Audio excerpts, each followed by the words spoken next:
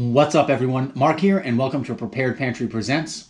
With Thanksgiving coming up this week, today I wanted to cover a couple of topics that are really important to me: food waste and the related issue of food insecurity.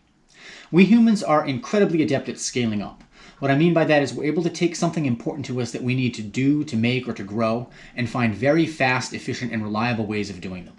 One of the problems, though, is that can result in a glut of product that nobody wants. For a good many things, that's not too much of an issue.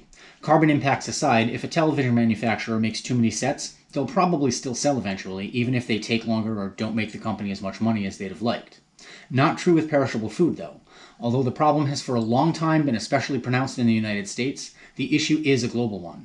In developing countries, production and supply chains are often at the whim of weather and unforeseen logistical challenges that represent the very nature of trying to do business in the developing world. And the effects of COVID-19 globally only exacerbate the problem. Whole industries have shrunk back double-digit percentages, which means that much less consumption. Just because hotel rooms stay empty and cruise ships sit in port doesn't mean there weren't countless growers and suppliers of other consumable goods ready to supply tons upon tons of product. All of that food has to go somewhere, and the reality is that much of the time, that somewhere is the landfill.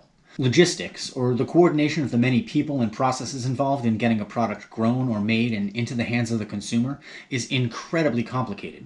For example, a company equipped to supply 10,000 pounds of apples to a hotel chain can't easily turn around and sell that product elsewhere, or even donate it. Who would they even donate it to, and how would they be distributed, and from where? You may have seen stories in the news lately about this very problem, accompanied by videos of things like dairy farmers dumping thousands of gallons of perfectly good milk, only because there's nowhere for it to go and it'll spoil if they keep it for too long.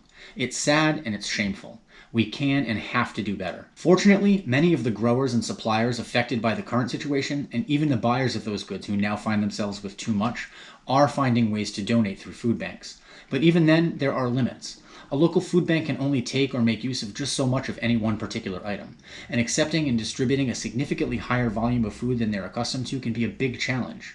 Food waste in the supply chain isn't limited to unneeded product, though. Unwanted product is a huge contributing factor. Human nature is to seek out the very best of everything when possible and given the means, and as such we tend to turn up our noses at anything we perceive to be less than, like ugly produce or misprinted packaging. Even, and in particular, when we're not thinking about it, many of us shop for our food this way. There's almost no one who isn't in some way complicit. Zoom out a little, and there's even a little bit of crossover between the unneeded and the unwanted. Supermarkets and food stores, for example, need to maintain an overestimated inventory by necessity in order to stay competitive. The only way to not miss a sale is to have the product in stock. And what's more, as consumers, we like to see a lot of product in stock, or we subconsciously treat what's left as more of that less than, even though it's objectively perfectly good. Unwanted and unneeded food even makes it all the way to our kitchens and plates, where we often overserve ourselves with portions we can't finish, dooming at least a little bit of that food to be wasted. And sometimes we even buy or prepare too much, just like the supermarkets, and aren't able to or simply don't want to use up those leftovers before they spoil, because we're sick of leftover turkey for dinner.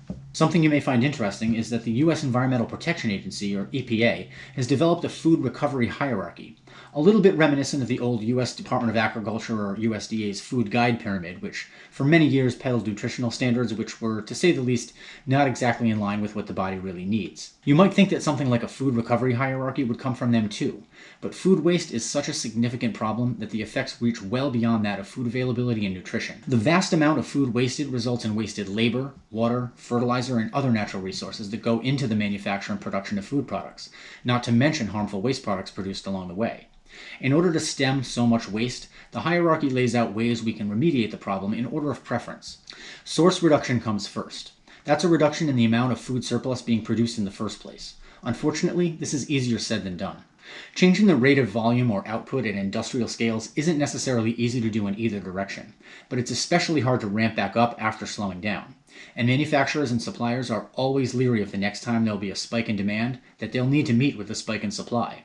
As companies get better and better at anticipating demand, this problem lessens, but oversupply remains a huge problem nonetheless. Feeding hungry people comes next. Again, it sounds like a no-brainer, right? But again, easier said than done. For reasons already discussed, logistics can be a bar to food making it to the tables of hungry people in need before it spoils. Fortunately, there too, food banks and food suppliers have stepped up, often proactively connecting with one another, rather than waiting for food to spoil or for a donation solicitation to come around. Still, more can be done. Next up is feeding animals. If unused food can be used to feed animals by producing pet food and commercial animal feed, then at the very least, that nutrition and everything that went into creating it is not going to waste. After that, we have industrial uses. Industrial uses are things that try to recoup something of value out of the food to prevent it from going completely to waste, like commercial digestion that creates methane fuel. Notably, this category is also inclusive of food-related wastes, like used frying oil, which can be recovered and turned into biofuel rather than remain an environmental pollutant. Nearing the end of the list, there's composting. At least composting retains the constituent nutrients to be reintroduced to the earth and once again used to facilitate new growth. Cycle of life. At the very, very end of the list, there's landfill and incineration. And that's not incineration like to generate electricity or anything. That would fall under industrial use. This is just burning it for no other reason than to get rid of it. And that's an unbelievable shame. The totals are staggering, with a full 30 to 40% of the food produced in the United States going to waste before it can feed hungry people. That's about a third to nearly half of the food we produce going entirely to waste. What's worse, all the while, about 49 million Americans, or about 15% of our population, struggles to put food on the table. The food we waste alone is enough to feed several times our population of hungry people, and each many times over. Instead, we waste about 133 billion pounds of food every year, worth nearly $161 billion. That's roughly $480 worth of food for every child and adult in the US every year. This brings me to our second topic, food insecurity.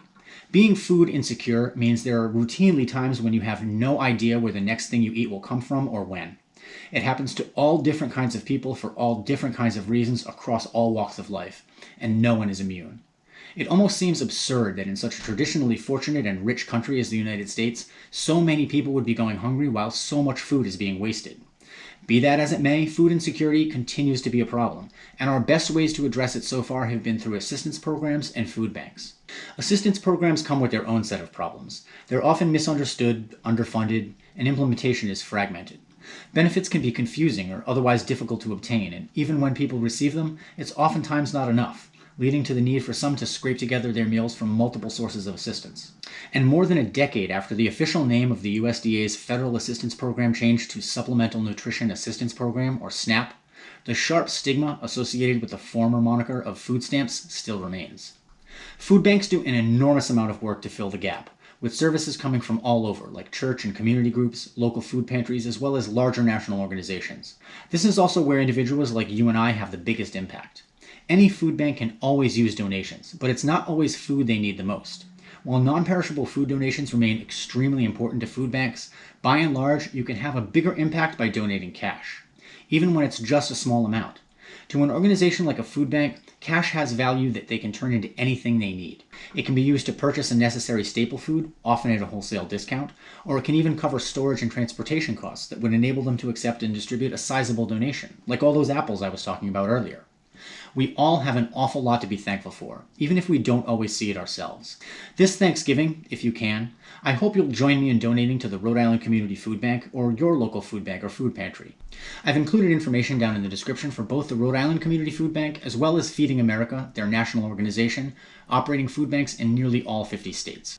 If you're someone who struggles to put food on the table for yourself or your family, then I encourage you to check out the link to the USDA's Supplemental Nutritional Assistance Program that I've also put down in the description. If you've enjoyed today's video, then I hope you'll give it a thumbs up and consider subscribing for more like it every week. Just hit the red button down below or the watermark in the corner, and when you do, make sure you hit the bell icon so you get a notification every time I post a new video. Thanks again for watching, and I'll see you next time.